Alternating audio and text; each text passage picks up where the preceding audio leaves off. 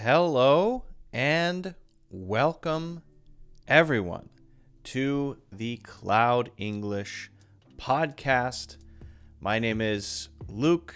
It's great to have you here. We have a lot of things to talk about. I have many things to share on this Friday, October 21st, 2033. Yes, that is when it is. No, it's not. Oh, yes, it is. Yes. So we've got a lot of things to talk about. I'm going to do a few things here at the top of the show, give an overview. I'm going to talk through the agenda for today, or rather the plan, the curriculum, whatever you want to call that for today. I'm also going to be just giving a few small notices. And so hang with me for just a little bit. We will very soon get into the meat of today's podcast. Now, as I said, we're going to be talking about a lot of interesting stuff, starting with the 80-20 principle. Very important, I think, principle idea to understand, not just for language learning, but in general. We'll talk about memorization. We have a bit on phrasal verbs, as we often do. I want to talk about a phrasal verb that has a lot of meanings, with examples, of course, as I've done several times in the past, many times in the past. And at the end, we're going to do something very experimental. I will be posting a separate video on this topic too, but I'm doing this at the end for a reason. A treasure hunt. I'm doing a small giveaway. A free course, limited time, very limited time giveaway, Advanced American English Pronunciation. There's going to be a limited number available for a very limited time. This is a course that is regularly priced at over $100. And if you follow the right steps, you're going to be able to get access to that course for free. Again, for a very limited time. It is not a free course. So you'll have to really follow along at the end to follow the clues and solve the riddles that will give you the answer that will allow you to access that. Okay? So some hoop jumping will be happening. A couple other things. We recently started a Discord community, and that is going to be slowly taking shape. I believe when it comes to chat groups and communities, it's important to not force things to happen. I think that things that grow naturally are sustainable. And so for now, join the community. In the link in the description, you will see a link for the Discord community. You can accept that invite and start the conversation. Introduce yourself a little bit. That will be, I think, sufficient for now. But I have ideas about where it could go, and I'm excited for those things. But again, I don't want to force everything. Eventually, I would like to offer language exchange or a sort of English buddy system. I want to eventually bring in other teachers. I want to have movie discussions and have a place for people to submit the challenges that we talk about in the podcast episodes, and of course to ask me questions and more. So, give me ideas. Hop in. This is meant to be a place for you to have full English immersion, where you can participate and collaborate and discuss with your fellow English learners and me. I'm in there also all the time. And I'm going to be bringing in some more teachers in the future. Okay, what else? The travel course, which is still the most recent course that I published, check that out. That is in Udemy. If you are interested in learning about travel, that would be, I think, a good place to start. It's a fairly long and in-depth course covering all kinds of different travel situations. So check that out. I believe that is still on sale. And of course, if you haven't already done so, I would really appreciate if you could hit the like button and subscribe. It's a very small action that you can take that really supports the channel. If you're listening to this on audio, do the similar thing to that if you don't mind. Maybe that is, for example, giving it a 5-star review on Apple Podcasts, or doing whatever you got to do on Spotify, wherever you're watching. Spotify, it's thumbs up. I don't know. There's so many platforms out there. We're going to be available on more and more platforms right now. Apple Podcasts, Spotify, will be on Amazon, I believe. YouTube, Facebook, Twitch, believe it or not. So I just, want to make sure everyone can watch or listen where they like to do that. And let's see. What else? Oh, one more thing. Tomorrow, I will be... Well, it's going to be experimental, so I'm not sure how long it will continue, but Mushroom and I will be doing a sort of casual conversation, discussion sort of podcast. Not quite as structured as this, but kind of talking about, life in America. We have an international marriage. She's from China. I'm from the United States.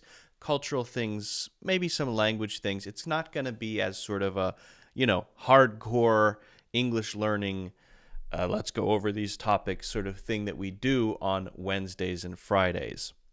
We're just going to test it out. If you guys enjoy it, if you like it, let me know. We're going to be doing that tomorrow morning, I believe, at 10 a.m. Eastern Standard Time. So that's Saturday morning, 10 a.m. Eastern Standard Time. It is just something we want to try out to see how it goes. All right. Well, I think that's all the stuff. Now, if you have questions and you're watching live on especially YouTube and Facebook, I will be getting to questions after we talk about memorization, right? So we'll talk about 80-20. We'll get into memorization, and then we will talk about, I will answer some questions, and I'll do my best to answer as many as I can.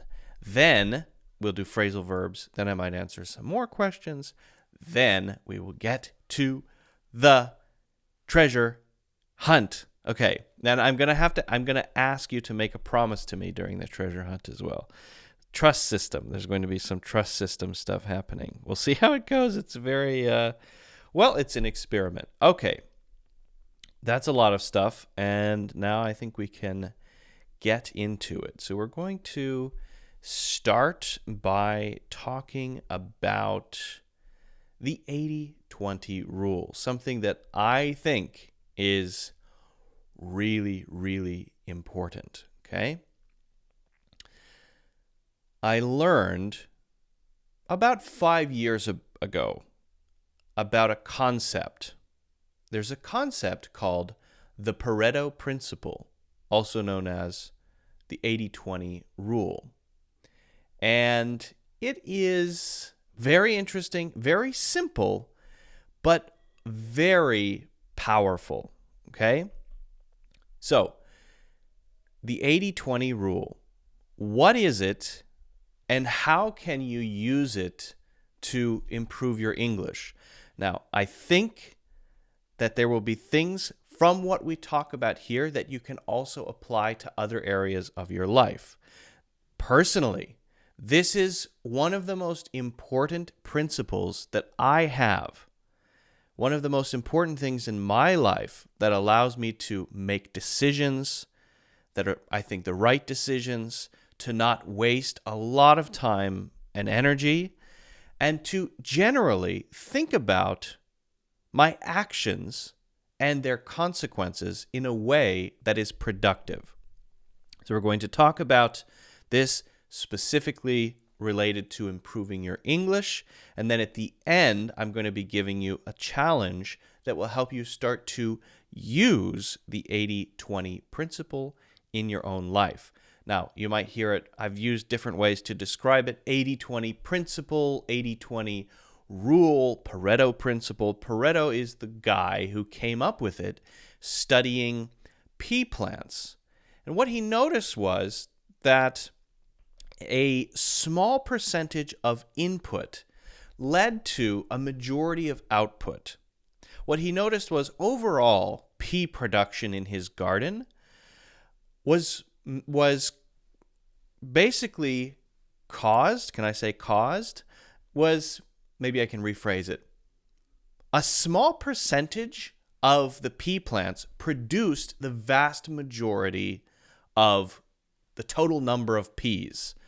So it was overall a productive garden, but that productivity was being done by a relatively small number of the plants. And he noticed this pattern, and he started to notice it in other places. He started to notice that the larger percentage tends to contribute a relatively unimportant amount to the overall output, and a relatively small percentage contributes an oversized amount toward the output, an oversized percentage, right? And he started to notice this in economics, population, productivity in the workforce, ownership of land, all kinds of things. A small percentage of input leads to a majority of the output. A large percentage of input is wasted or leads to insignificant output. Now, it doesn't have to be, of course, exactly 80%, 20%, but this just gives us the basic idea. Now, there is a book called The 80-20 Principle, which I would strongly recommend. I've read it several times. It is fantastic. Okay, so here are just a few examples. I just pulled these from the internet. 20% of criminals commit 80% of crimes. 20% of your wardrobe, all the clothes you own, is worn 80% of the time. And I think if you think about that, you realize that's true. It's definitely true for me. 20% of a company's products lead to 80% of sales. Very true. The best salespeople have or get most of the results for the company, and then there are less productive people who might be getting along, but the largest chunk is done by a smaller percentage. 20% of farmers produce 80% of the world's crops. These are just examples to give you the basic picture, the rough idea, okay? And I think if you kind of reflect on this, you might start to realize, wait a second, yeah, that is kind of true, isn't it? It is. It applies to so many areas of life, and when I learned about this, I started noticing it everywhere. And at first it was just interesting. Oh yeah, that's a Pareto distribution there. Then I started to think about how to apply this principle toward things like life decisions, how I spend my time. And I'm going to talk about how to do this specifically for your English, okay? How do we apply the 80-20 rule or the Pareto principle to improving your English, okay? We'll start with a few questions. Think about the past year, the past 365 days. Now, I'm assuming you're listening to this, you're watching this, whatever. You're hearing this, you are in some capacity an English learner, okay? And you've done some things to try to improve your English. You do things sometimes very active, sometimes more passive, but you do things toward the goal of becoming a better English speaker or a better English writer, or just you want to gain knowledge of English. Okay, great. What progress have you made over the past year, and what activities have been most helpful in making that progress happen? So think about, okay, what things did I actually get better at? Did I get better at listening comprehension? I can understand people better now when they speak. It doesn't have to be a very specific thing like I learned 35 words. It can be very broad, and it doesn't have to be something you measure. You can get a sense for it, right? Okay, so you're listening. You felt like your listening improved a bit over the last year. And also, you've noticed that you've gained some confidence when you're interacting with your English-speaking colleagues. You feel a little more confident when you talk with them. Okay, so this is progress. Identify the areas where you've made progress. Now, think about what specific things you did that got you there, right? And be totally brutally honest with yourself. Don't just say something because it's what you want to hear. Sometimes we lie to ourselves, right?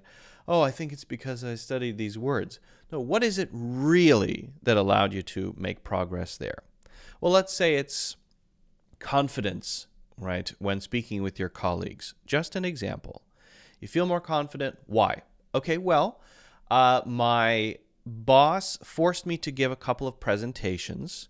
Because I had to give those presentations, I had to prepare and practice giving the presentations, organizing my ideas in English, and then doing the presentations was terrifying. I was so nervous, but I found that really pushing myself, challenging myself in giving presentations made me feel then more relaxed in general when it comes to communicating in English because I was in a high-pressure situation. Okay, great. That's just an example. So the activity you did, the input was the preparation and doing the presentation itself, which led to greater confidence overall when communicating in English. Okay, awesome. That's one place. Now go to the listening one. What is that? What activities? Was it listening to a podcast, your favorite podcast, and hearing the conversations? What is it that you did? Okay, be honest. Now, what activities have you spent a lot of time on that haven't really paid off as expected? Paid off means they had results, right? And again, be brutally honest with yourself. What things did you do that were kind of wasted efforts? We often don't want to acknowledge these things, but it's extremely important to recognize the areas where you need to improve. And in order to do that, you have to be honest about the things that aren't really working. So, for example, you spend half an hour every day trying to memorize 10 to 20 vocabulary words. And you find after 6 months, or a year in this case, you don't really remember any of them, or most of them. And you don't even know how to use the ones you do remember. Okay, so you remember 10, but you don't know how to use them. Okay, well, that's a problem. It's not really working. You're putting time into something that doesn't have consequences. You are in that 80% territory that is leading to negligible, not very important results, right? Think about that. Now, start thinking about other parts of your life too.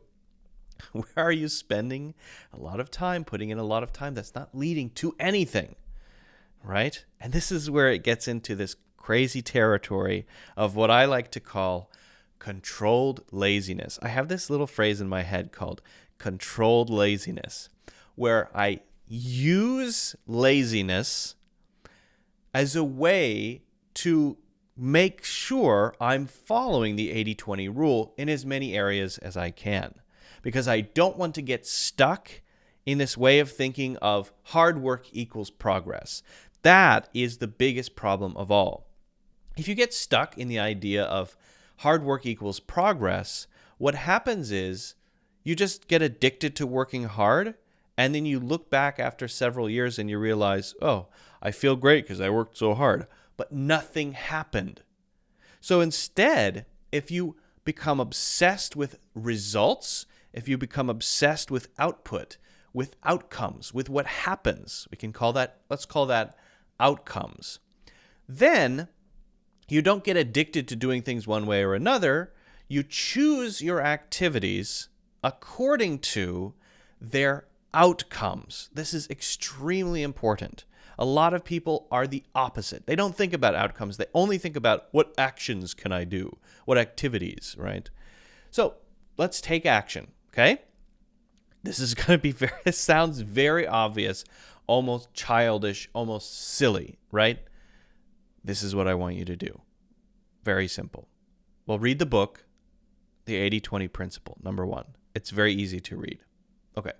Then, do more activities or more of the activities that have led to clear improvement. There's a typo there, and I apologize. So do more of the activities that have led to clear progress. What has made you better? Okay, if you have identified those things, for example, with the confidence one, the example we talked about, and you identified that being under pressure and having to do things in English, like give a presentation, led to that good outcome, do more of that. Sign up for something. Join a pitching event.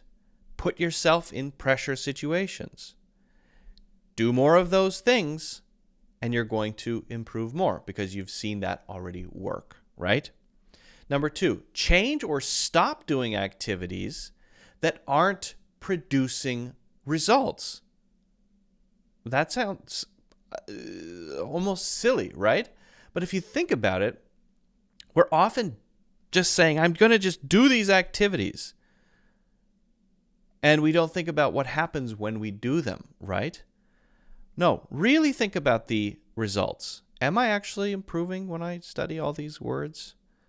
If I tell myself that watching movies helps me improve, but I'm not actually seeing any results from watching English movies, maybe because I'm doing it the wrong way, then I should stop doing that or change.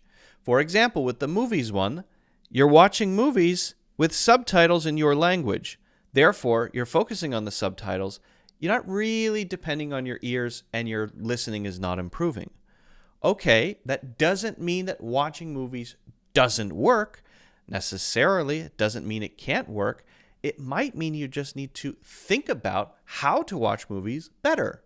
For example, you might turn off the subtitles. If you really want to work on your listening, turn off all subtitles, watch an episode of a TV show, and write a summary about what happened.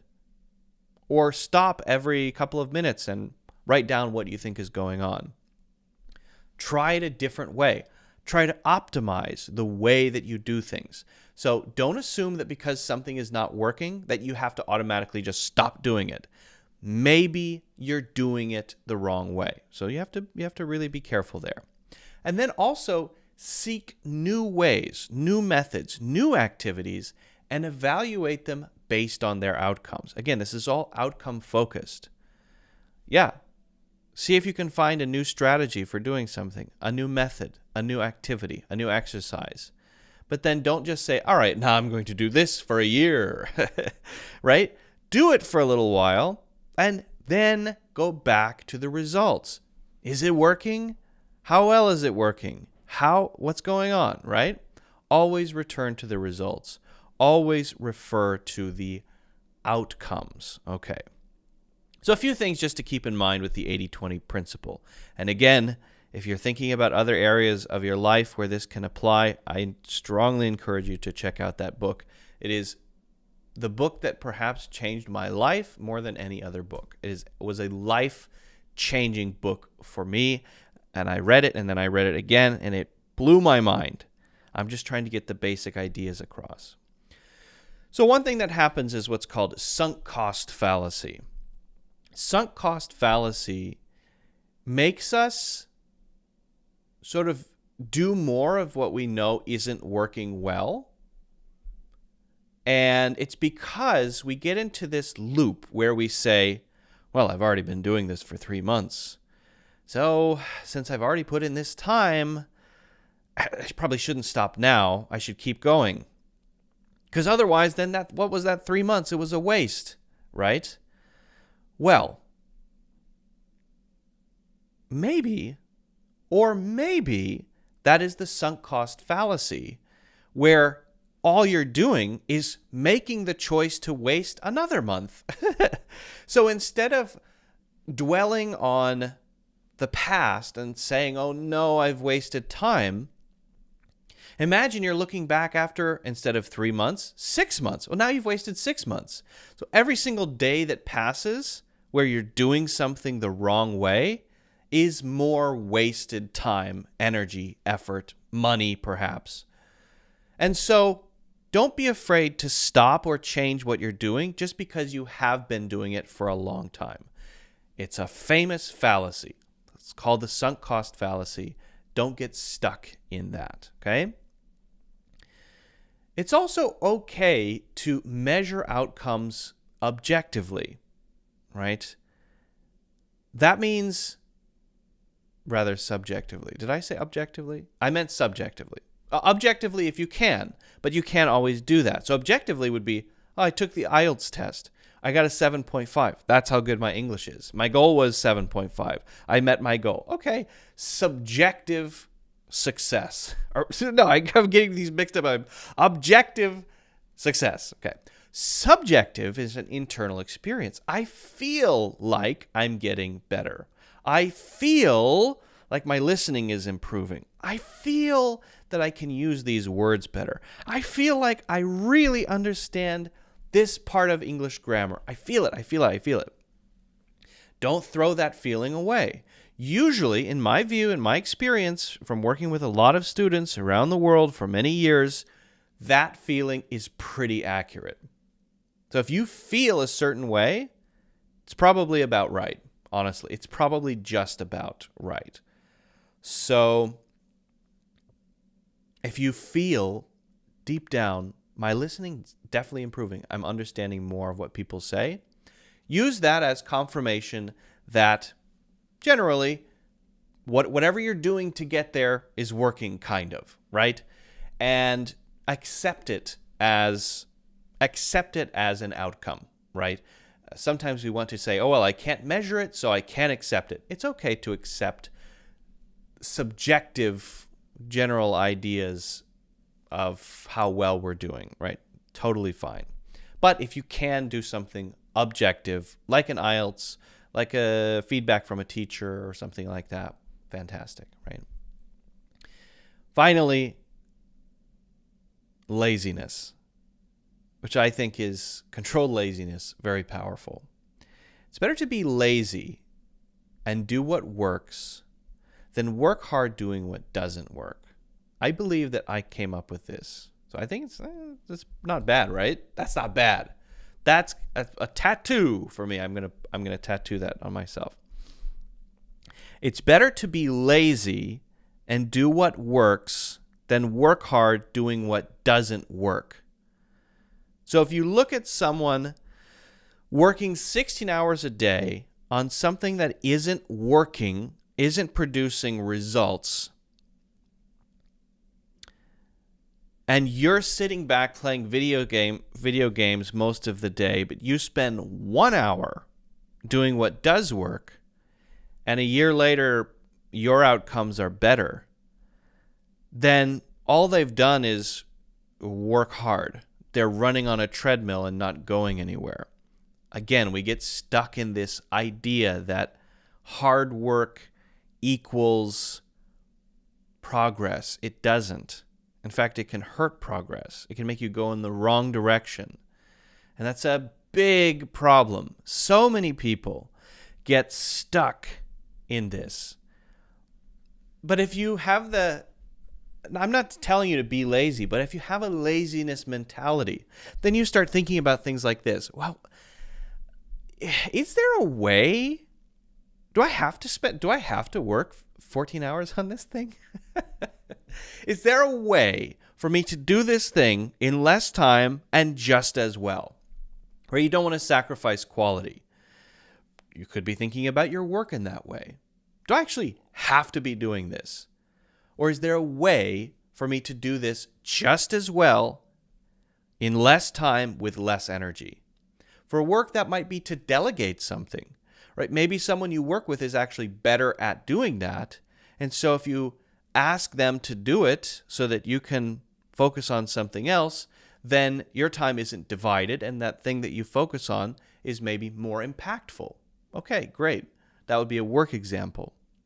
For learning English, right?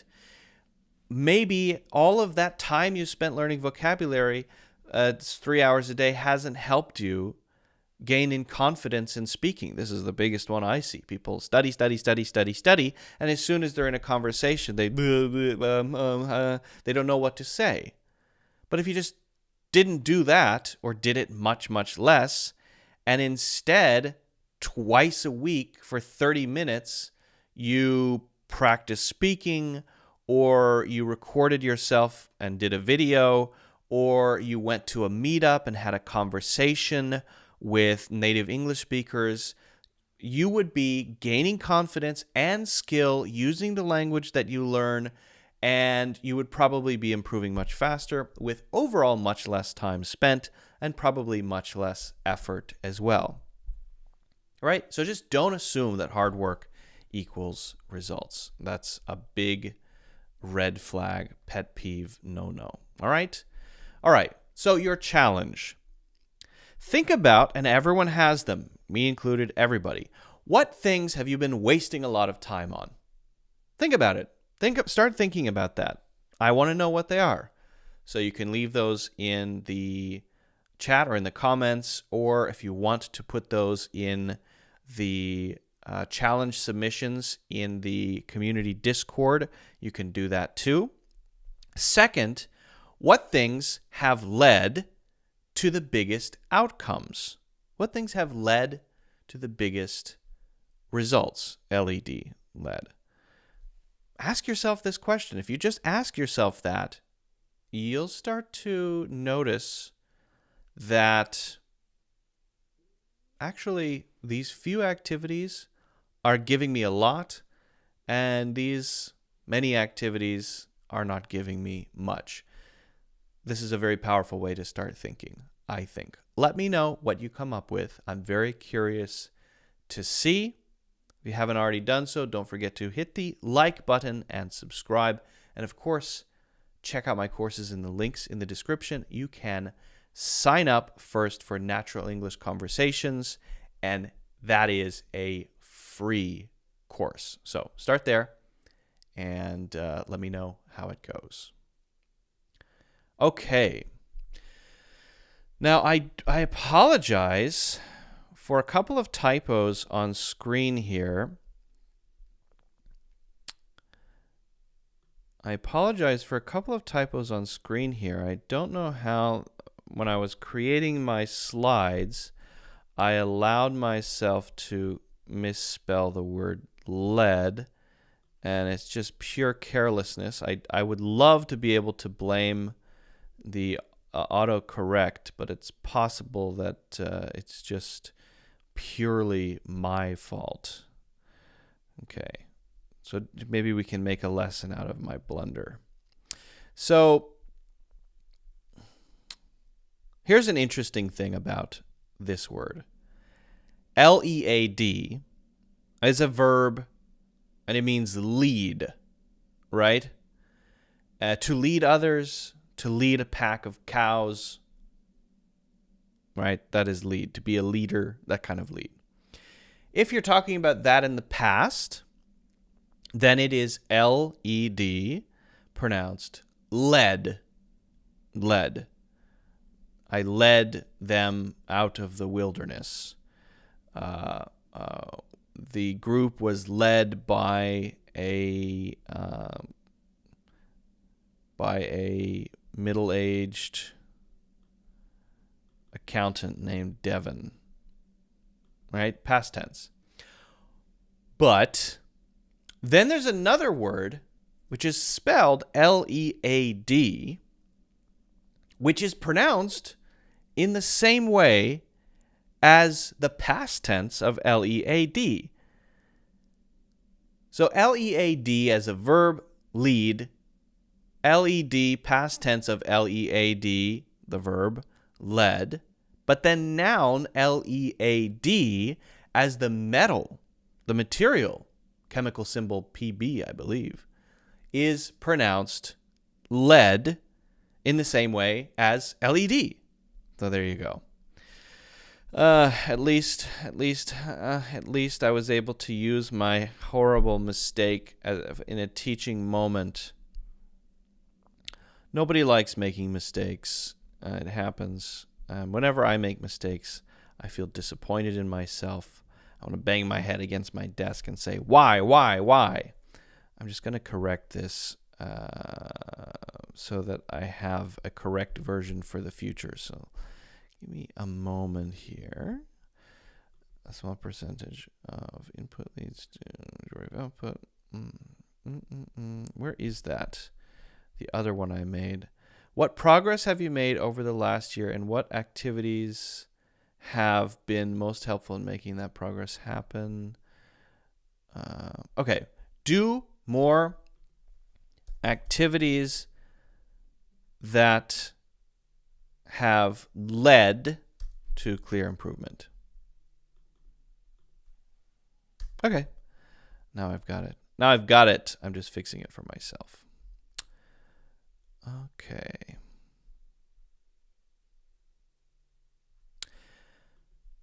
Now, those in the chat who are here live, thank you for being here. I will get to any questions you may have shortly. We're going to be going over one more topic.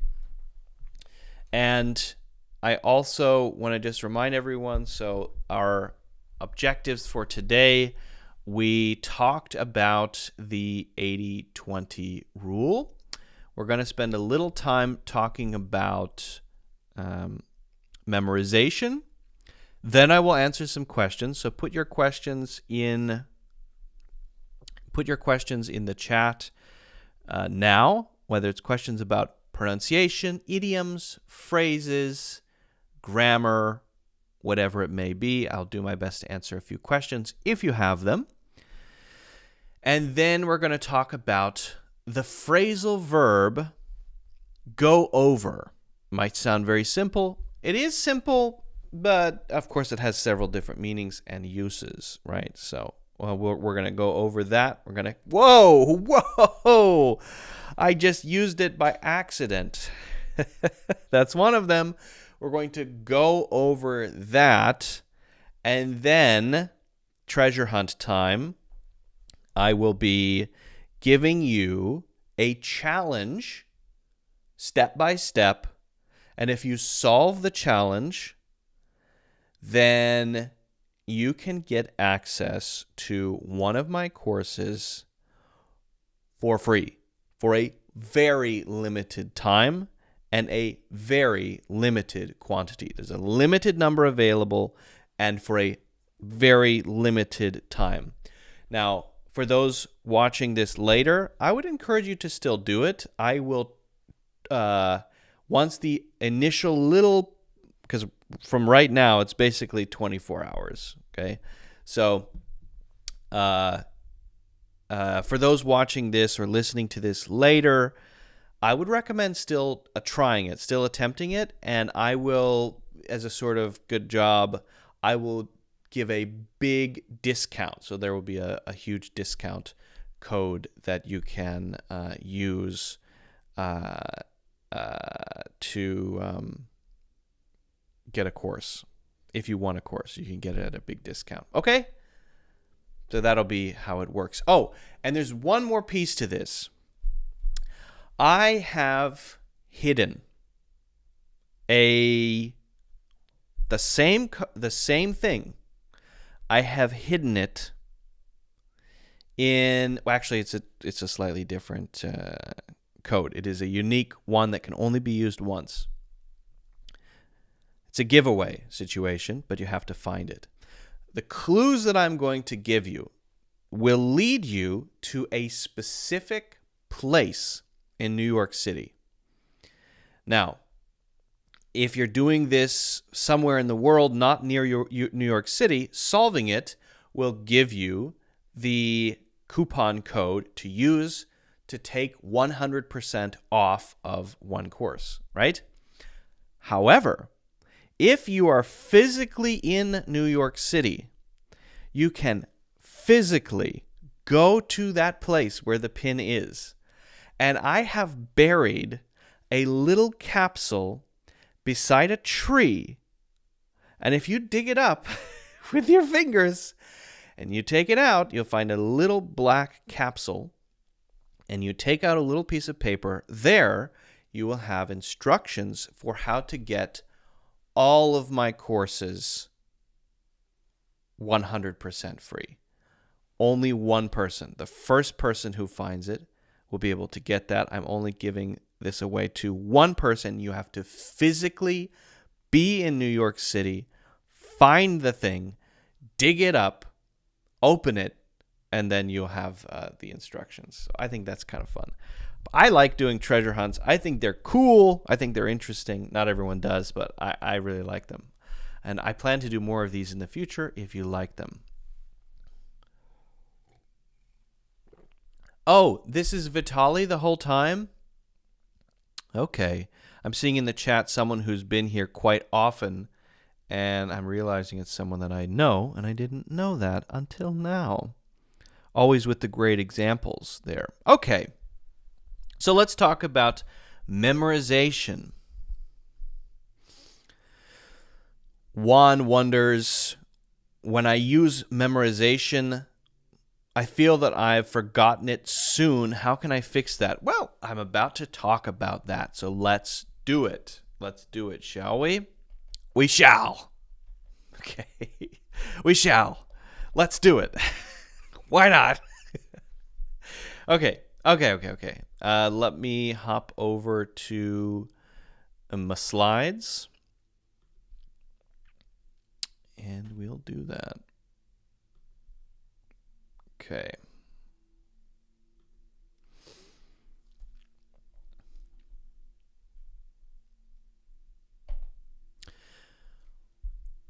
When it comes to memorization, memorizing English words, a couple things. Number one, you need to know why you're doing it and what role it plays, right? Because memorizing things does not solve all your problems. It won't make you automatically a great English speaker, but it can be helpful. We're going to talk about a specific type of memorization that is scientifically proven to work well. Now, there are a couple of very effective memory techniques, memorization techniques. For example, you may have heard of memory palace. You may have heard of the major system for numbers. Right? There are a lot of different systems, and one of them is spaced repetition. So we're going to talk about how it works. We're going to talk about how you can use it to memorize English words, but then how you can make sure that you're not just memorizing things and then you can't use what you learn. Because just memorizing randomly and not being able to use what you memorize is useless, right? Because English is a language. You need to be able to communicate in the language. Correct? Correct. Then I'm going to give you a challenge that you can do to actually get started with this. Okay. So a little bit of context, a little bit of background here. There was a guy once upon a time named Hermann Ebbinghaus, and he did an experiment on memory. And his experiment, which was published in a paper in 1885, showed that there is a pretty rapid decrease in what we can remember if we just try to hold something in mind once. We try to memorize something, maybe that's a word, for example, maybe it's an idiom if we're talking about English. Then pretty quickly, there's a big drop after 20 minutes, there's a drop after an hour, 9 hours, and then by, day 31, it's essentially close to gone, right? Okay, now what can we do with that? Right, we have this sort of rapid decrease in memory when we just have something in our minds, in our short-term memory. What can we do about it? So we have the forgetting curve that he established. What we learn from that is that if, as the memory is sort of fading, it gets popped back up again. We remind ourselves of that thing again. And as that starts to fade, it pops up again. We remind ourselves of that thing again. And if it starts to fade again, we do it another time. After a few times, it starts to stick in long-term memory. Now, this is called spaced repetition because of how this works. There is a frequency which increases over time. And there are different apps that you can use to memorize things with spaced repetition. Probably the most famous is Anki. That's a very famous way to do it. It's a very well-known, rather, way to do it. So you can see here with this curve, time remembered over a 5-day period, you can see that the curve is shallower each time that the thing that was forgotten comes back up. That is not necessarily to say it always has to be a specific number of days, right? It can be over a shorter duration as well. But the idea is the same. As we start to forget, it comes back up. It is resurfaced, for example, in a flashcard. And then as that one starts to fade, it comes back up again. And gradually, the curve is so shallow that it's just there in your brain. So it's very cool. And that is pretty well established in literature, right? That this actually works as a technique. So we have to be clear, though, when it comes to English learning, what it does and what it doesn't do. What does spaced repetition do? It is a technique, very simply, for taking something you don't know, usually something small like a word or a phrase, and making it stick in your brain. That's what it is. It's not really anything else, right? It's a great way to memorize something. But then there's a problem.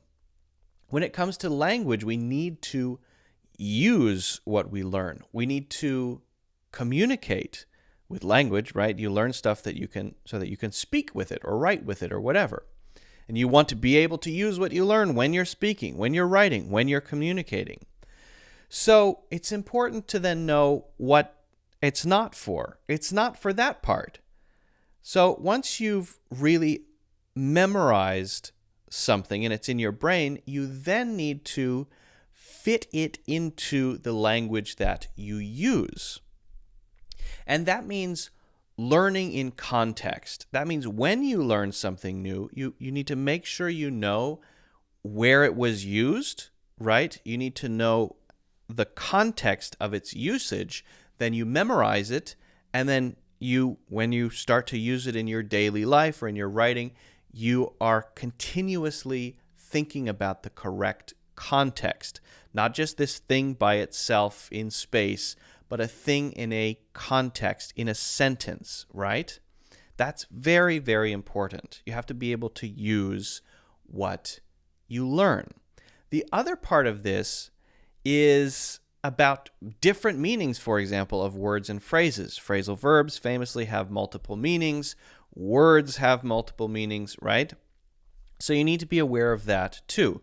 Great, you've memorized the word, but maybe the word you memorized it as a meaning that is not very common. It does have that meaning, but it's not extremely common. And you're not memorizing it with its most common meaning. Okay, well, that's actually a problem. So make sure when you're going through that process, you're attaching the meanings that you will actually use and not meanings that you will never use or nobody uses. That's a very common issue as well. So there, I would always recommend when you're first learning a word, look up the context. Look it up in the free dictionary. Read the different meanings, the different senses of the word. Look at it in a few different examples and make sure you understand the different uses, the different meanings of it so that you really understand it, so that when you memorize it and when you start using it, you can use it naturally. That's really important. So spaced repetition is great at helping you remember a thing, not so great at helping you know how to use that thing that you remembered naturally. So those two things, right, those two processes need to go hand in hand, right? And you need to always be keeping that in mind when you're memorizing words, phrases, whatever. So, challenge, Try to remember 10 words per day for the next 7 days. For the next 7 days, 10 words. That's 70 words. That's a lot. Go through this other process too of making sure that you know it in context, you know how it's used, you know its different meanings, right? Write sentences for each meaning. As you're memorizing this word, write sentences for each meaning. You can use whatever app you want, whatever system you want. I don't really care. Find one, just search spaced repetition app or spaced repetition program, and you'll find something. Then wait a week and then write new sentences. See if you can still access those words or phrases. If it's just words, great. See if you can access the meaning and actually use it naturally. If you can, you'll know that you're doing it the right way.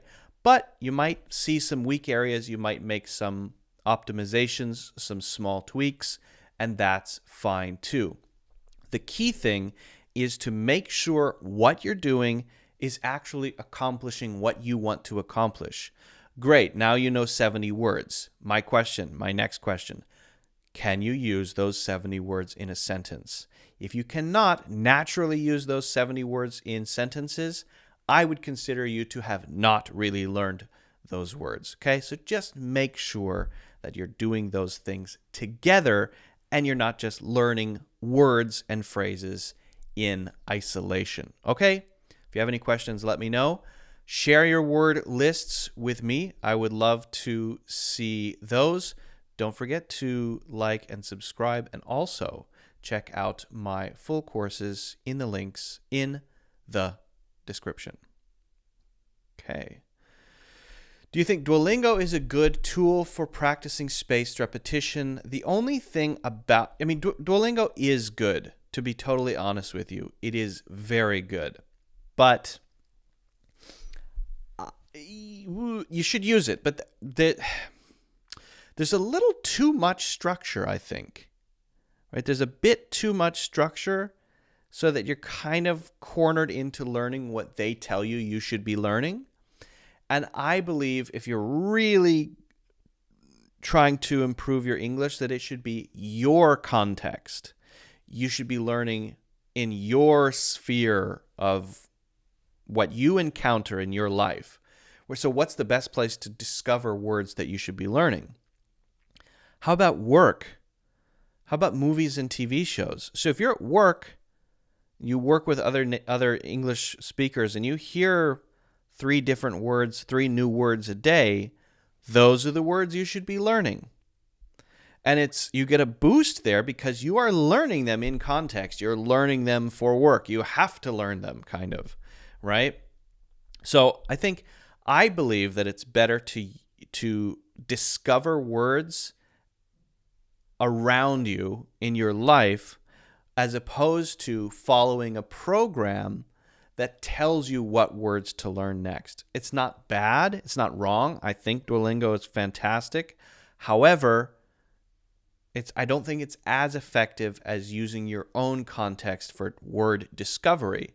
You take those words that you're discovering from movies, TV shows, work, life, culture, reading, articles, whatever, it's in your life. And then when you memorize them, when you actually make your own sentences and really practice using them naturally, then it's going to stick a little better, and you're creating a kind of custom world of words around you that is you, that fits your life and the kind of things that you want to say, not some generic list of 5,000 words.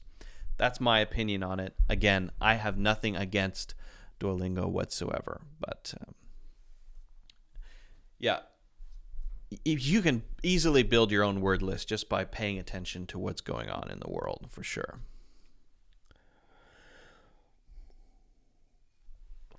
All right, so I'm happy to answer a few questions. If you guys have questions about idioms, phrases, grammar, pronunciation, culture, word differences, or whatever, please ask. Now I think is a great time for that. Once we do a few questions, we're then going to go on to phrasal verbs. Okay, so I'm going to be checking the chat. now, and then we'll get into phrasal verbs. All right.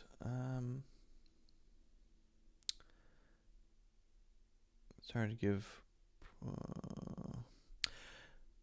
Narcissus, I recently started using your files teaching in my class for English learners. My files? What files? I appreciate your content, but I wanted to say it would be better if you started giving personal answers to the IELTS questions. Personal answers to the IELTS questions. Okay, I can think about that for content in the future. Yeah, but what? You started using my files in your classes. What does that mean? I hope you're not using unauthorized materials in your classes. How are you doing, teacher? Abdul Malik says. Thank you, Abdul Malik. How are you doing? I'm doing fantastic. I'm very excited about the new structure for the podcast. Following, I think, a little bit more of a set path so everyone kind of knows where we're headed and what we're going to be covering. I like that a little better. It feels better to me. So that's been great. I've been working on more videos for the channel as well, which is, of course, very fun and interesting. And personally, last weekend, I had a really good weekend. A couple of friends came to visit and stay with us, me and my wife. If you're here tomorrow morning, you can meet her. And we did very nice dinner. And then we did hot pot, Chinese hot pot, which was amazing. And then apple picking. So in the Hudson Valley, there are a lot of apple trees, and people from the city like to come up to pick apples. And that's just a thing. They do autumn activities. So a lot of the apple orchards and farms in the area will host these sort of events and activities. They'll have musicians and pumpkins and hay rides and cider that you can buy, and you can pick apples and take them home. And so that's something that many people do. We did that last weekend. That was fun. And then later that day we did there's a lot of also wineries nearby, winemakers, and so we went to a winery and we had a glass of wine, and that was nice too. Bit of a wine tasting. What about you, Abdul Malik? Thank you for asking. Ghazal, I do this and it is very useful. Okay, I choose a topic like weather, travel, or whatever. I talk about that topic for 10 minutes and record my voice. I have to use 10 new words that I learned on it. Ghazal, this is amazing. I think that more people should do this, and I think it's a really great way I think it's a fantastic way to improve in a lot of different areas, right? If you're trying to master the English language, one of the biggest challenges can be, for example, finding a practice partner or working with a teacher one-on-one. Yeah, of course, everyone would like to work with a teacher one-on-one, but it's expensive, right? I mean, it costs a lot of money. So is there anything you can do which accomplishes a lot of the same things that doesn't involve having to talk to another person? Can you simulate the feeling or the skills required to explain things to another person in English without actually having to do that? And the answer, I think, is yes. I talked about this a few weeks ago where I said everyone should have a YouTube channel. That might be a little extreme for a lot of you, but what Ghazal is suggesting here is, I think, very powerful. It doesn't matter what topic. You pick a topic. Computers, I don't know, the internet, Pringles, artificial intelligence, weather, travel. You can make it more or less specific. Travel is very general. If you're struggling to think of something to say with a topic as general as travel, maybe you could narrow it down and say something like, my last trip, my last vacation, my next vacation, maybe 4 places I would like to visit, the 3 best things about travel. Make it like a video, like you're making a YouTube video. Narrow it down if you need to. You don't have to. Then, I'm just following Ghazal's roadmap here. Record yourself for 10 minutes. 10 minutes is a long time. Basically, I think, Ghazal, you should start a YouTube channel, but at least record yourself on video. Now, some people say, I hate listening to myself. I can't do it. It's awful. It's the worst. You'll get over that feeling. That's like saying I can't ride a bicycle. It's so hard, right? Yeah, until you learn how to do it. Feeling uncomfortable about your voice is just a thing that happens to everybody until you're not comfortable or you're not uncomfortable anymore. You get used to it. It's fine. It's totally fine. Trust me. I have to listen to myself for many hours every single day, and I am used to it 100%, right? So you record yourself, do video or audio, whatever, and then you're forcing yourself, Ghazal, here to use 10 new words. So if you have those words written down in front of you and you've learned them in context, maybe you've memorized them using spaced repetition or not, you know them, you know what they mean, you know how to use them, then as you're talking, you'll find opportunities to fit them in. And that's doing a lot of things. Number one, it's helping you, it's a kind of spaced repetition. You're forcing yourself to remember that word, and you're doing it in context because you're using it as part of what you're saying. It's not just an isolated word by itself. And you're practicing speaking by challenging yourself to communicate coherently about a topic, right? And you're giving yourself pressure because maybe you're not letting yourself pause or take a break, right? So you feel a little nervous about it, right? So many things happening at the same time. I'm really a big fan of those activities, those exercises you can do which combine many things together, right? And if you want to go all the way, then I challenge you, start a YouTube channel, post 1 video a week on a topic that you're interested in or excited about. If you do that for 6 months in English, I promise your English will be better. I guarantee it. It can't not work because it combines so many different aspects of what it takes to succeed with natural English. So that's fantastic, Ghazal. Thank you for sharing that example. Vitali says, is there any nuance when it comes to using late for and late to in U.S. English? Good question, Vitali.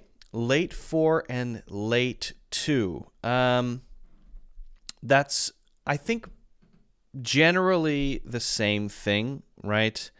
But I can think of a few examples where it might be slightly different.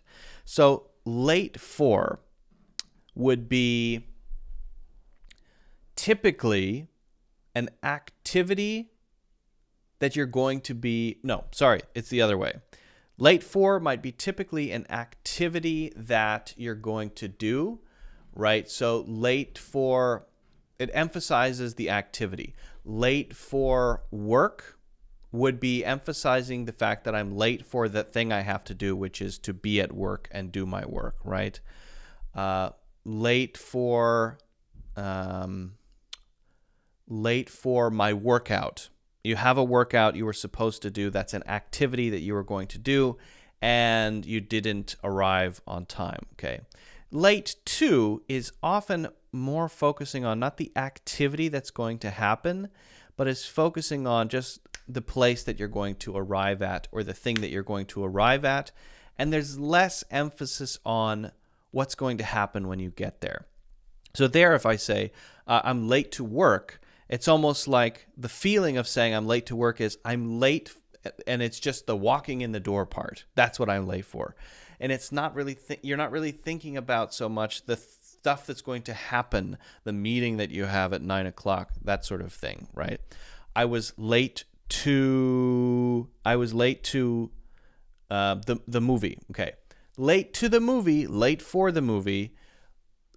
The connotation, the feeling we get with late to the movie is there's a thing called a movie theater, and the movie started at 9 and I got there at 9:10. So I'm late to that place which is showing a movie.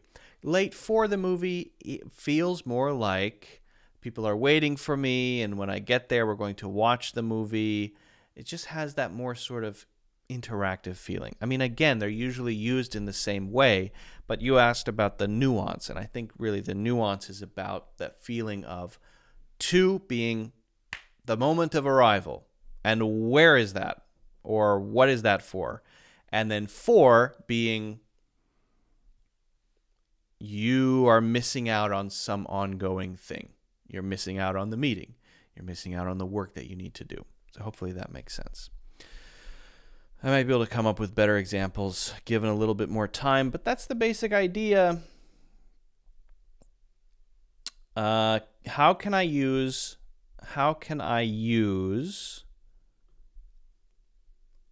academic phrasal verbs such as set up, carry out, and point out? Those are 3 phrasal verbs that I think, because also I love my voice after I listen. That's amazing. That's great. I don't love my voice or dislike my voice. My voice is just my voice. I have no feeling about it. It does nothing for me. This is kind of a lot, Abdul Malik. It would take me a while to talk about the difference between all of those things. Check out, check up, and check in. I mean, we're about to spend a good 20 minutes on one phrasal verb. So when it comes to phrasal verbs, it's complicated because there are many meanings often. And those many meanings often have nuance. And you really have to explore them. You really have to look at the different examples to get a broad picture. And so one might take 10 to 20 minutes to really, really talk about. 3 is going to take an hour, right? For example, you say, how can I use academic phrasal verbs? I'm not sure that those are necessarily academic, but let's go with it. Set up, carry out, and point out. So set up,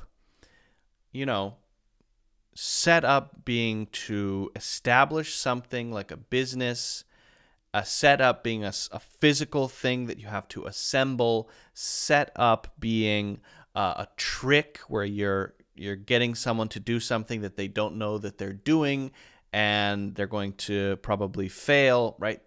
We would need to look at examples of all of those. Then carry out, we have a restaurant, and they have food ready, and I go in and I carry it out. That's a simple meaning, right? To take something from one place inside to a place outside, but then we have a plan that we might carry out, which is related to doing that plan, right? And there are other meanings there that I can't pull out on the top of my head. And then point out, maybe to notice something, but then there are nuances there as well. So if you don't mind, I'm going to skip the phrasal verbs question because I think to do them justice, it would take a little more time and a little more preparation. Speaking of preparation, we have a very interesting one coming up, phrasal verb, go over. We're going to be talking about that. After we talk about phrasal verbs, I will be happy to answer any more questions that you may have. So pop those in. And then we're going to be doing the treasure hunt thing. Okay, so stay tuned for that. Again, that will be an opportunity to get a course that is over $100 is how much it costs. $109 US is the cost of that course. And you will be able to get that for free A limited number, I emphasize, and a limited time.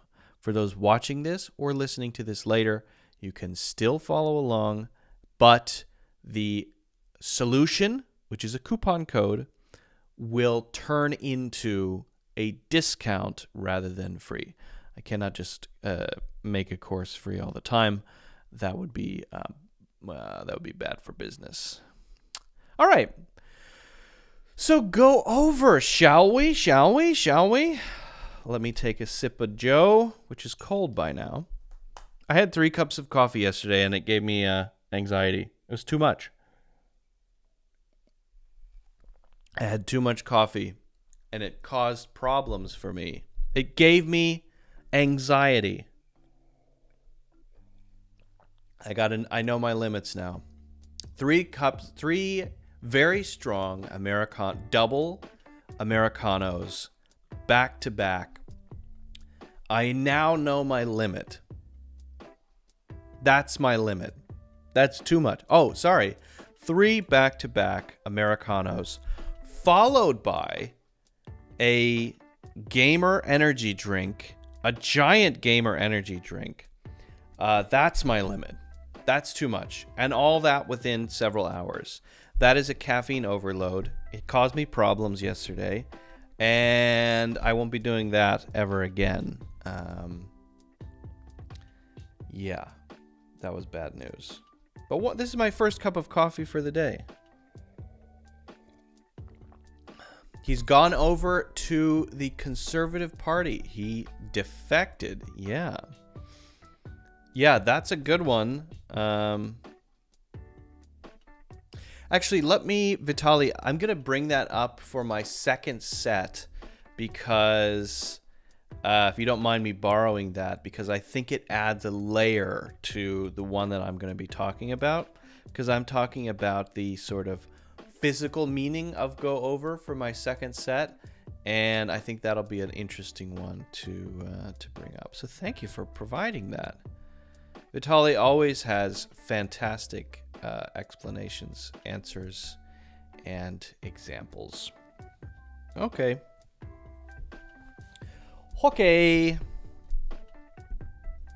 Getting into it, shall we?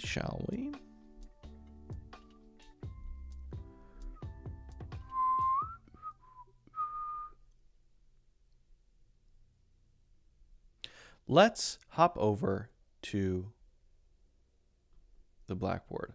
Yes, I do have that one, Vitaly. I've got that one. Pretty much exactly what you've got there. Or at least very similar, very close. The old Blackboard, hey? The old Blackboard. I am opening the Blackboard. Now, to anyone listening to this, I think I did mention most people are watching, I believe. But if you're listening to this later and this is just audio, we're now hopping over to the Blackboard. I'll be doing a little bit of writing, but I'm going to read everything out, so it should all make sense, even if you can't see. But you can watch on YouTube and Facebook, and even, believe it or not, Twitch, which is hard to believe. Who would have thought? Who would have thought Twitch, hey? Oh, give me 1 second.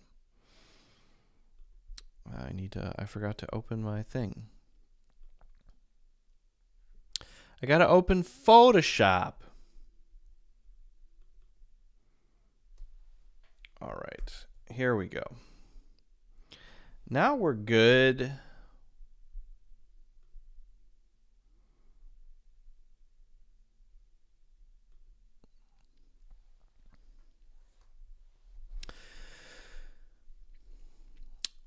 When you hear the phrasal verb, go over, what's the first meaning that pops into your head? Most phrasal verbs, you'll know at least one meaning. The interesting thing, of course, being that there are quite a few. What's the first one that pops over? Pops into your head. Pops over. Goes over your head. It probably is that one. You probably have heard that went over my head. that went over my head. 1 second. It went over my head. Now, that could have a physical meaning. Okay, here you are, standing here, and there's a thing, a ball, let's say, and it goes doo, and it goes over your head. That is the ball's relationship to you as it moves, right?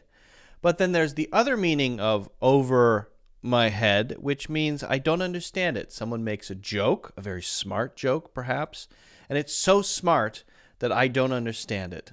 And everyone's laughing, ha ha ha ha ha, but I'm not because I don't get it. And then I say, I think that went over my head. Or everyone starts laughing at me and they say, ha, it looks like that went over your head. Well, it's the same idea. It kind of misses you. It doesn't hit your brain, right? You don't have the context to understand it. That might be the first meaning. Of course, I don't know for sure. So let's explore the more, let's call it a basic meaning, and then get into some of the others as well, okay? A breathtaking view of the valley met us when we went over the hill. So think about that. Okay, here's the hill, and we're walking. We get to the top of the hill, and so that's us going over the hill, and we're now going down the hill. Going over the hill is going up, reaching the top, and going back down. But when we are going over this hill, at some point in this process, we see a stunning landscape, mountains and trees changing colors and clouds, and there's an albatross flying through the sky, and a phoenix, and a volcano erupting in the distance, or whatever it is that a breathtaking view would be, right? Great. So that's a kind of physical meaning. Go over the fence. Nobody is looking. Okay, so we're in line for something, and there's a fence there, and we're supposed to be in line, but I see that no one's looking, and I say to you, hey, just go over the fence. That would be physically climbing the fence over it. Okay, simple meaning. Same thing as the ball went over his head, right? Okay.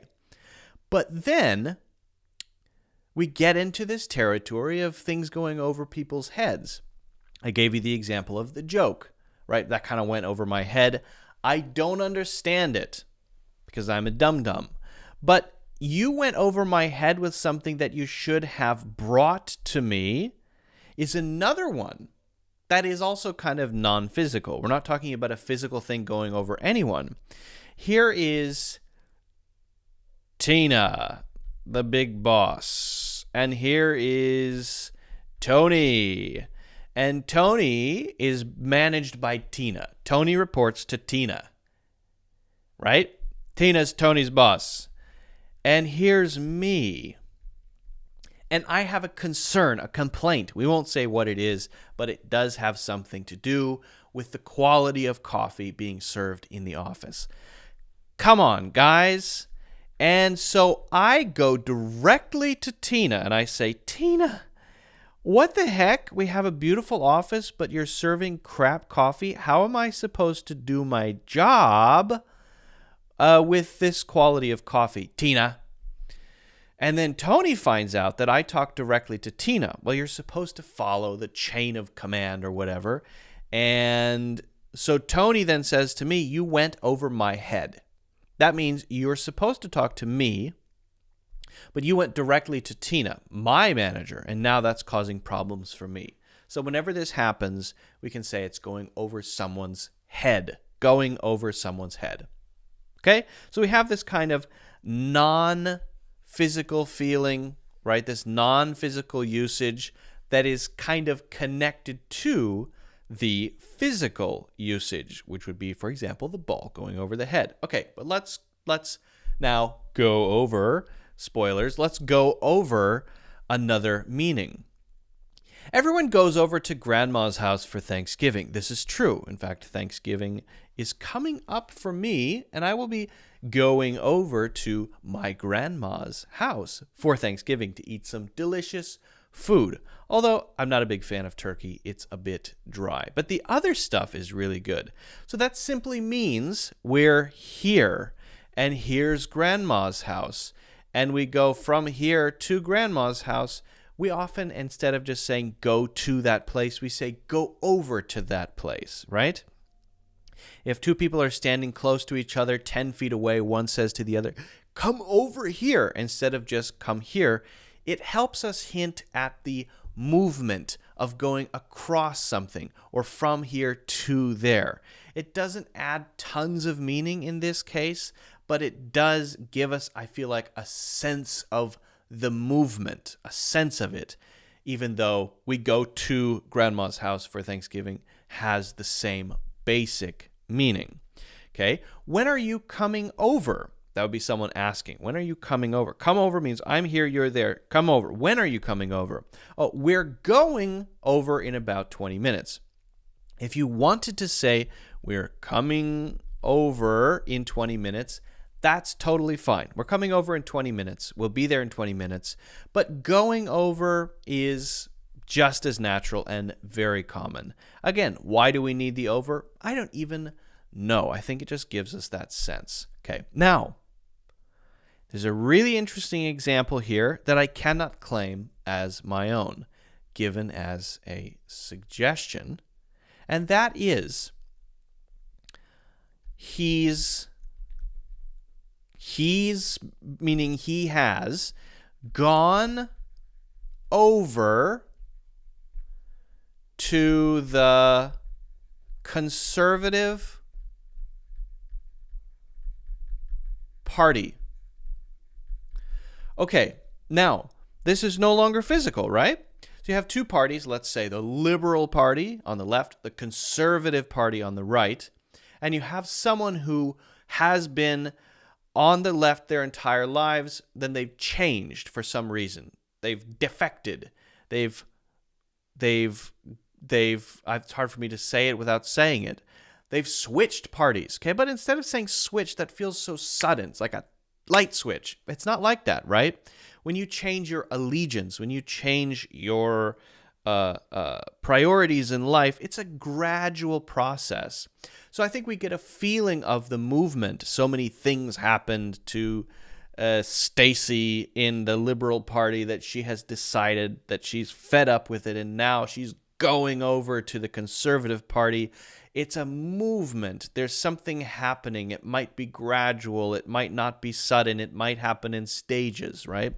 And I feel we can get a sense for that when we say go over instead of something like switched. Switched feels so, I don't know, it feels so sudden, right? I switched parties. That's like a light switch, and it's just very sudden. I don't like it as much as go over in this specific case. Okay. I'd like to spend a few minutes going over your IELTS results. I'll go over the instructions once more. They went over everything that led up to the disaster and discovered a flaw in the design. Okay, so here, what are we talking about? Something like review, something like maybe could be used as summary. Something like explain. Something like examine. And none of those captures it totally exactly, but I'm trying to give you a feeling, right? Okay, so I'd like to spend a few minutes going over your IELTS results. You took the IELTS test. You got scores from all the different parts: writing, speaking, listening, and reading. And now I'm your teacher. You show me the results, and I want to talk with you about them. We'll look at them. We'll talk about each one by one. We'll try to understand why you did better in one part as opposed to another. And this is also something that happened in the past, but it doesn't have to be. It could be something that's going to happen in the future or something that's just there in front of us. Let's go over it. let's carefully look at it. Let's examine it, right? And let's try to understand it. This process we use go over, right? I said earlier, let's go over some examples. So I made some examples to help explain what go over means and how to use it. And if I say, now let's go over them, let's talk about them, let's review them, let me tell you about them, let me explain them to you. So we're kind of talking around these ideas, right? But also we get this feeling of movement. We're starting from not doing anything, and we will have finished it when we're done. And we're reaching a sort of endpoint from a beginning point. So I feel there we also get a sense of movement, right? Okay. The instructions, I'll go over the instructions. There it's more like just explaining. You all listen, and I'm just going to talk. Again, the feeling of movement. I'm starting now. Rule number 1. No, what are rules? I can't think of any rules. No dancing in the lobby. Of course, no dancing in the lobby. Rule number 2. Do not eat cotton candy during very important board meetings because no one will take us seriously.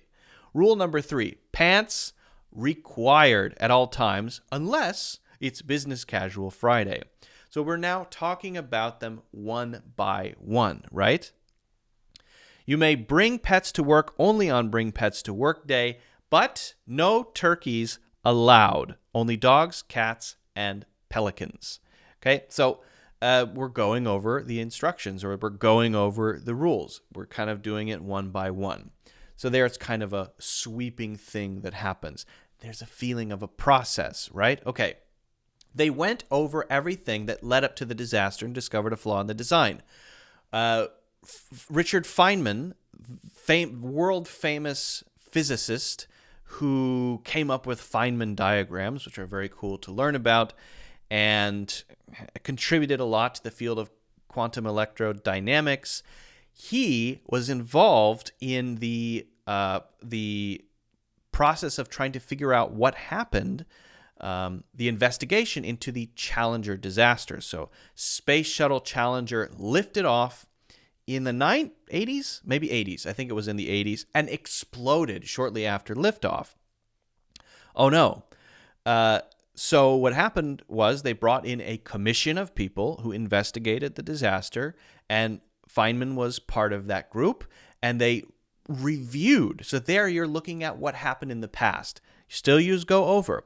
But there the feeling, instead of covering something like instructions, let's go over the instructions, let's go over the examples, there it's like looking back into the past and reviewing things from the past that happened, the evidence of those things carefully. It gives us a feeling of like Sherlock Holmes looking through a magnifying glass at all the things that happen in this, okay, that, or a crime scene, right? We look into the past and then we go over what happened. Everything that led up to the Challenger disaster, and discovered a flaw in the design. The issue was there were some O-rings in a part of the space shuttle that when they would expand and contract due to temperature changes, it would potentially allow some things to leak out, right? And it was a cold day, and they decided to launch, and the O-rings expanded but didn't contract, and so it caused the explosion, something like that. Anyway, that probably is not particularly interesting to you. We need to look at one more set of examples for go over. Last one here. I told the kids we'd have to reschedule our trip to Disney. It didn't go over well. My presentation yesterday went over pretty well, but I was so nervous. All right. Totally different, right? Think about what's happening here. I told the kids we'd have to reschedule our trip to Disney. It didn't go over well. Okay. Several kids. Everyone's excited about next week's trip to Disney, but something happens, right? What happens? I booked a trip for myself to Disney. And I'm not, no, I don't know what happened. Something happened, and you can't take the trip. Your pet pelican came down with pneumonia, and he needs constant love and affection. in order to make it through this difficult time. And so you have to cancel the trip to Disney. How do you think the kids will feel about that? Think of them, these 3 kids, as your audience, right? They're 3 people, your audience to the news that I'm going to say. Bad news, kids. We can't go to Disney. They're not going to be happy about this news. This audience does not approve of your message. Big thumbs down. So that's the idea, right? It went over well. That means some message that you present to a specific audience, whether it's 3 people or 100 people, a group of people, a meeting, a presentation, something like that. This presentation is successful. It achieves what you want it to achieve. People like it. People clap. People say that was great. That was impactful.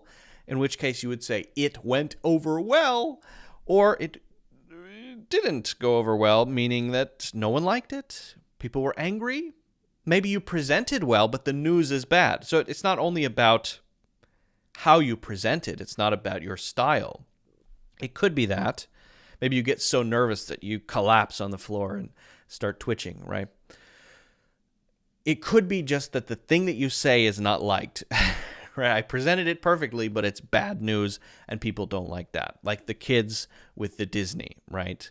We want to go to Disney. I'm sorry, we can't go to Disney because Perry the Pelican is sick and we need to take care of him this week. What? We'll have to reschedule next year. What? It didn't go over well. Your presentation went over well, but I was so nervous. Okay, so people liked it. It was impactful. Everyone said great job. But I want to say that in order to do that, I had to summon great strength and mental fortitude. But it still went well. I'm happy with it. Now, what's the difference between went well and went over well? Went well is just a broad description. I think it was good.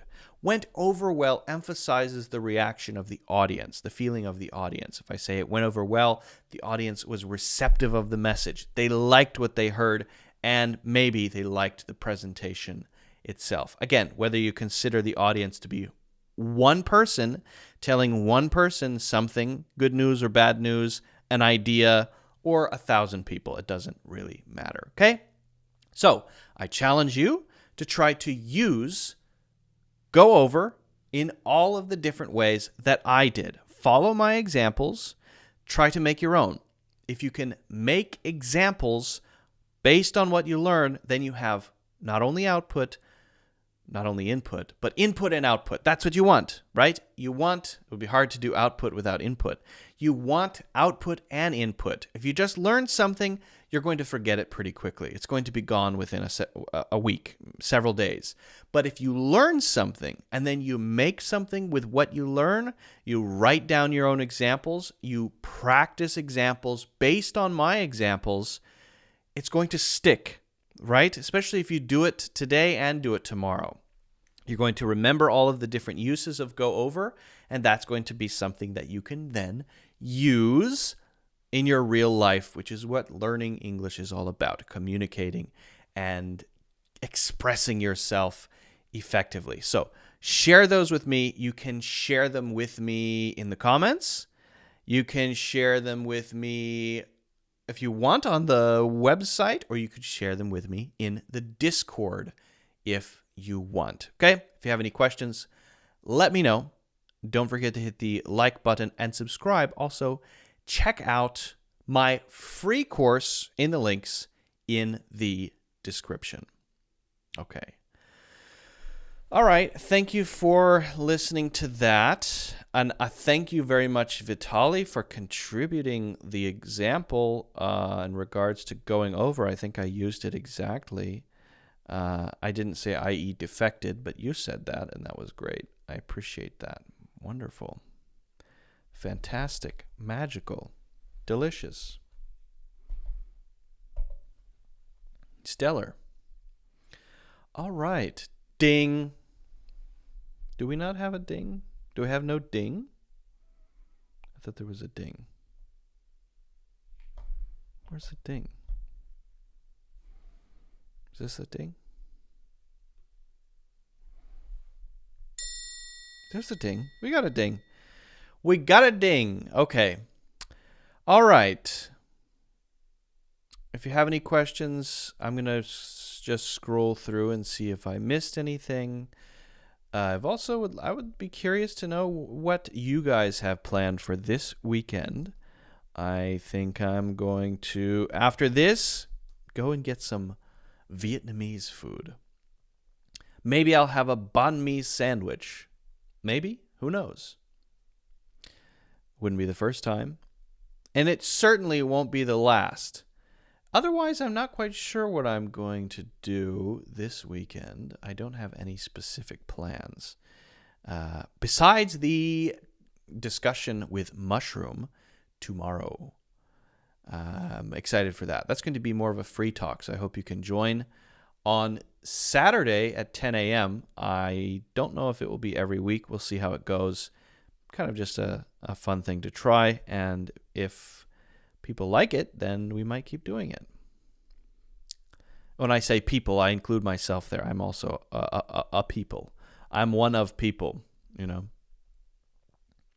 Okay, now it's time for the treasure hunt. Listen, I've got to give a kind of... I actually need to open up. I need to open this up. I'm opening up this. We are live, so I'm opening this up live right now. And the reason I'm doing that is because I need to monitor the chat. Because I don't want anyone giving away an answer that they have found to others, okay? Here's the deal. I have made a treasure hunt. The treasure hunt, if you follow the steps, actually, you know what? It's not really a treasure hunt. I'll be honest with you. I'm calling it that, I suppose. What it is a challenge that is a set of clues or puzzles that you need to solve. And solving them will give you a coupon code to one of my most popular courses, Advanced American English Pronunciation, which is worth exactly $109 for free for a very limited time. Okay? So you have to solve it quickly, and there are a limited number, so you have to do it immediately. Okay, this will expire within 24 hours, and there is a set number. Once it expires, you can still use the thing that the answer, right? But, and this will be live, for example, on YouTube, or not, this will be up on YouTube later. I'm probably going to turn comments off because I don't want people giving the answers. So just don't give the answers, okay? If you're watching this live and you give the answer in the chat, I will permanently ban you from the channel. Okay, let's just make it simple. You'll be permanently banned forever. Okay, that makes it easy. So don't give away the answers. Do it yourself. Why would you do that anyway, right? Trust system. Trust system. Don't ruin the fun for everyone else. So that discount code then later, after the initial 24 hours and limited number are up, that will be a discount code that you can use still to purchase courses if you want to, but it will no longer be 100% off, okay? And as I said, if you are in or around New York City, there is a physical thing buried in the ground in this place. And there is one code that can be used one time. You can get all of my courses for free for life. Okay? Not all the ones that I make ever, but just the ones that are already out. Okay? But there's only one of those. Only one. I can't just give stuff away. I can't do it. I can't do it. I really struggle. I know people like to do giveaways, right? But this is not that hard. It's not that hard. All right? I think it's pretty easy, actually. Easy might be strong. Easy might be a little strong. Okay. Okay. Here we go. Are you ready? Are you ready, kids? Aye, aye, Captain.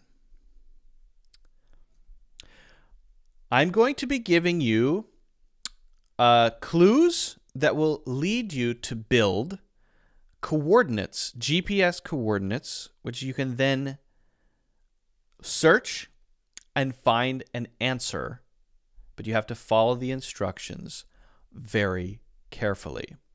I am going to be popping these things up on screen, and I think the best place to do that is probably over here on the blackboard.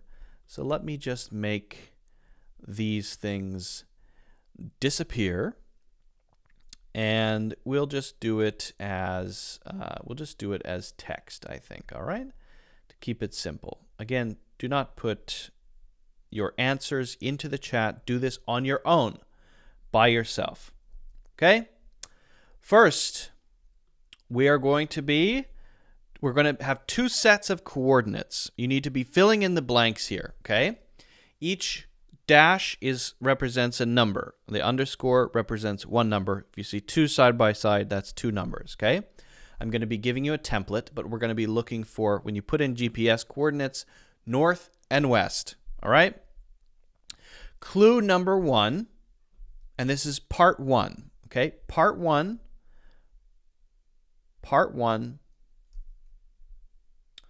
we are going to be doing the north coordinate. We're going to start with the north coordinate, and then we're going to do the west coordinate. Okay, here we go. Again, do not put your answers in the chat. You can say other things in the chat, but do not put your answers in the chat. Number 1.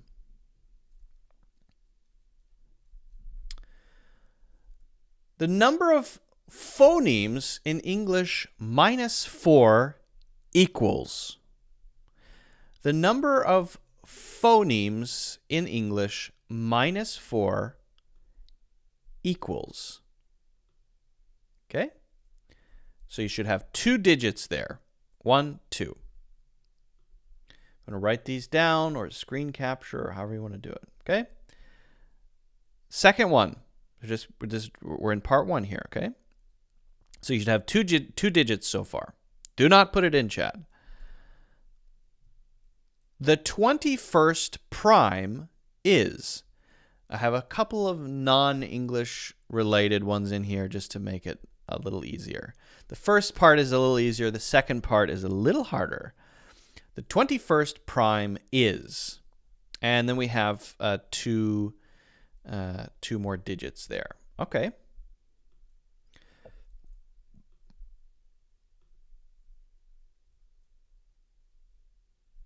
Next one. The number of syllables in, and then I have a word here in quotes, is. Now I'm going to, syllables, remember, has nothing to do with the number of letters in the word. Nothing to do with it. It's all about the beats in the word. So for anyone listening to this, I'm going to spell the word, and you have to write down the word and then put the answer in, okay? The number of syllables in HONORIFICABITIBUS.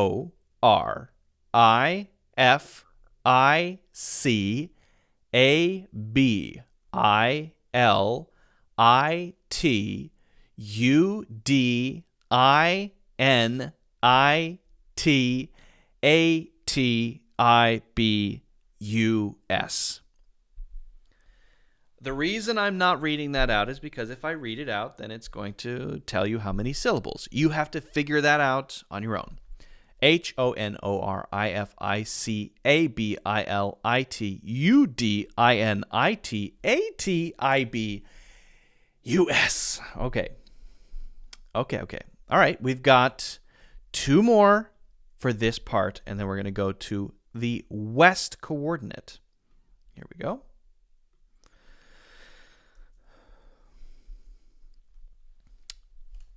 Parts of speech in English -1 is, and there's 1 digit there, one number. You're only looking for 1 number. The parts of speech in English -1 is. Actually, that's the last one. Yeah. Did we do them all? Number of phonemes, 21st prime, number of syllables, and parts of speech. Yes. Okay. Okay, so that's the first part. Now, you have to put them in this form. You have to put them in this specific form. See, you have a number there, a number there, two numbers followed by a dot, followed by 1, 2, 3, 4, 5 digits. So 2 digits, a dot, no spaces. There are no spaces yet. So 2 digits, a dot, then 5 digits, 1, 2, 3, 4, 5. And then you have the degree symbol, and then N. This is for those listening, but you have to follow this format exactly. 2 digits, period or dot, 5 digits, no space, the degree symbol, like a temperature degree, right? Degrees, and then N. All right. N is in north, but you just write N. Okay. Now we move on to the west coordinate. Are you ready? This is going to be our second and final set. And once you have this, you will have everything you need to solve the problem. West coordinate.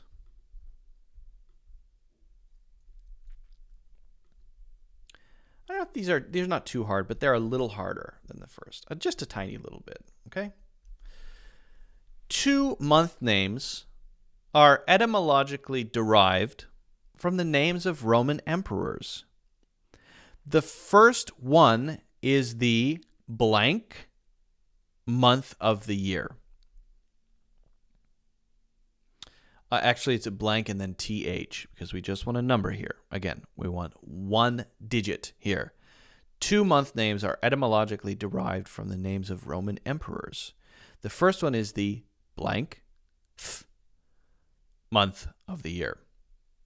So you know it's not the first because that would be ST, right? But a lot of them end in TH. Okay. So don't screw that up. Next one.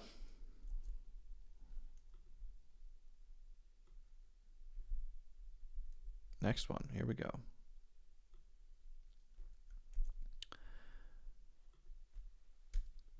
To be exact, the number of prepositions in this sentence is, then we have 1 digit. To be exact, the number of prepositions in this sentence is, to be exact, the number of prepositions in this sentence is. All right, here we go. Now we have another one that has nothing to do with English, okay? Again, this is our second one of these.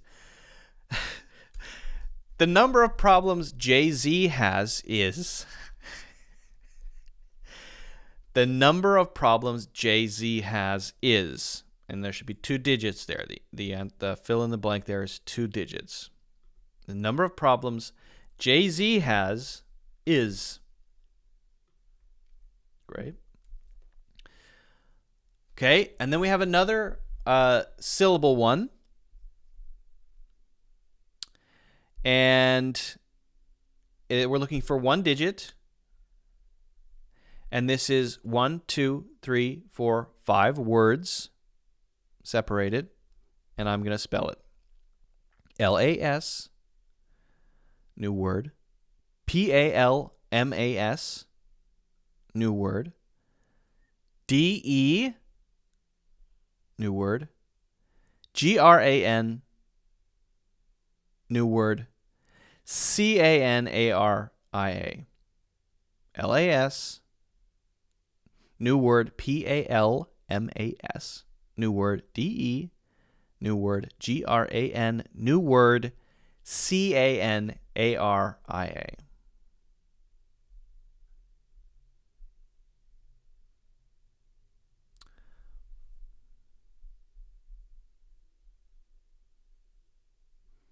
Okay. Let me make sure that's right.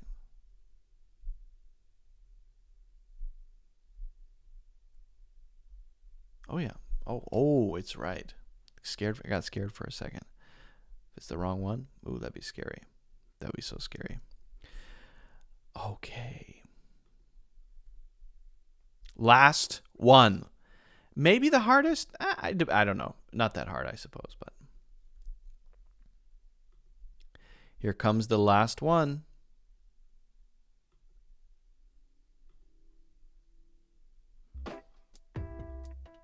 Oops.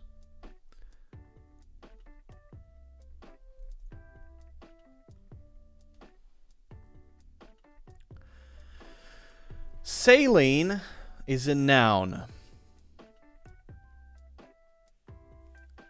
Salinize is the verb form of that noun. The noun form of that verb is salinization. The opposite of that is desalinization. Then I have a little note here. Actually, it's more often desalination, but for this example, let's go with desalinization. So, the opposite of the noun form of the verb form of the noun saline is desalinization. Thus, the opposite of the noun form of the verb form of the noun polar has blank blank letters. It's actually not complicated, but it sounds a little complicated. Saline is a noun. Salinize is the verb form of that noun. The noun form of that verb is salinization. The opposite of that is desalinization. So the opposite of the noun form of the verb form of the noun saline is desalinization. Thus, the opposite of the noun form of the verb form of the noun polar has blank blank letters. Okay? So now we do the same thing that we did for the first part. We take all of the numbers that we have thus far and we plug them into this formula. It's exactly the same as before. We have 2 digits, dot, no spaces, 2 digits, dot. Then we have 5 digits. 1, 2, 3, 4, 5. So if you want to make spaces, that's fine. 2 digits, dot, then 5 digits, then no space, the degree symbol, and then W. Okay, so 2 digits, dot, degree symbol, and then W. Great. Now, we put the first one and the second one together. And when you do this, make sure you put them together the right way. They should be placed together with a comma in the middle, no space after the N in the first one, 1 space after. Otherwise, it's exactly the same. So it's space, space, dot, then 5 spaces, degree symbol, N, comma, space. Let me say it again, and I'm going to use digits instead of spaces because I realize that's confusing. Digit, digit, 2 digits, dot, then 5 digits, degree symbol, space, N, comma, space, 2 digits, dot, 5 digits, no space, degree symbol, space, W. You put in the numbers that you got, and you Google that. Search that in Google. When you search that in Google, you should come up with a specific place. Do not, if you're watching live, do not put this in the chat, or risk permanent ban, lifetime ban. So if you got it right, you should see a pin, in Google, a red pin, and it should be in a place with 3 words in its name. Okay? There are 3 words in the name of this place where the pin is. And yeah, it's fairly well known. Write all 3 words together with no spaces. 1, 2, 3. Write all of them together. Write down the whole thing and remove the spaces. Right? So no spaces between the 3 words. All lowercase. Don't capitalize. All lowercase between the 3 words. Great. So now what you have, if you've done it correctly, is you have a coupon for a course that will give you for a limited time, 100% discount to Advanced American English Pronunciation. I am going to pop the link to that in a couple places. I will put it in, because we're currently live, I'm going to put that in the chat. I'm also going to put that in the description. Okay.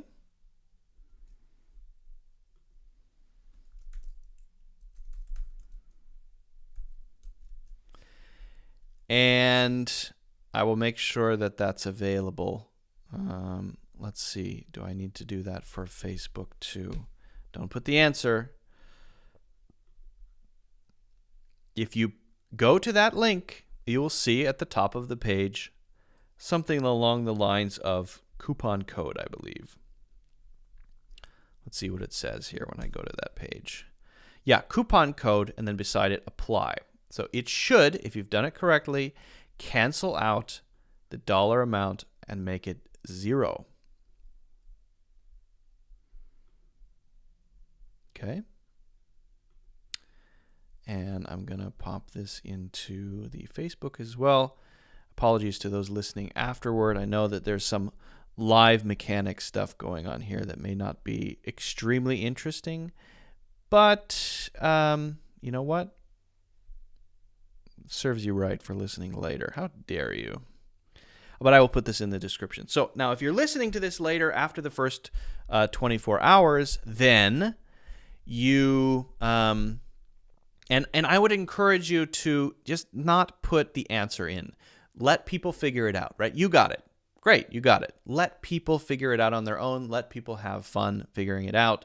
Don't spam the answer around. I know you can if you really want to, but why do that, right? I'm going to be watching the comments on Facebook and YouTube at least, and I will be deleting those immediately if I see that. So just, don't waste your energy on that.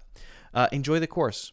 It's an extensive course. It's 8 hours and 30 minutes of video lessons, 47 PDFs, and enjoy it. Have fun, and I hope it helps you a lot. It's meant to help you with pronunciation. And I worked a very long time to make it. So enjoy. If you are watching this after that has expired or the limited number has run out, then you can get a coupon. I'm going to turn that into a discount coupon. All right. Okie dokie. Well, I think that will do it for us today. Thank you all very much for joining. Thank you for the great questions. Thank you so much for hanging out and for helping me with some of the examples that we did. I hope you have plans for this weekend. I hope they're interesting. I hope you're working on your English. Don't forget about the challenges that we did alongside of the two main lessons. Also, join the Discord. That is a great place to, or maybe not a great place yet, but will be, if we all sort of work together at it, a great place to practice English, have English immersion, right? Use English in your daily life. Don't forget to check out the courses in the links in the description. You can get a free course that's always free, Natural English Conversations, so check that one out. And let's see, anything else? Yeah. tomorrow we'll be doing another podcast. Myself and Mushroom will be doing a sort of casual hangout tomorrow. So bring your questions. Not English related questions, if that's okay. We're gonna just keep it casual and hopefully relatively fun. And that is pretty much it. I hope you enjoyed, and I hope you have a great weekend. See everybody. Take care. Bye-bye.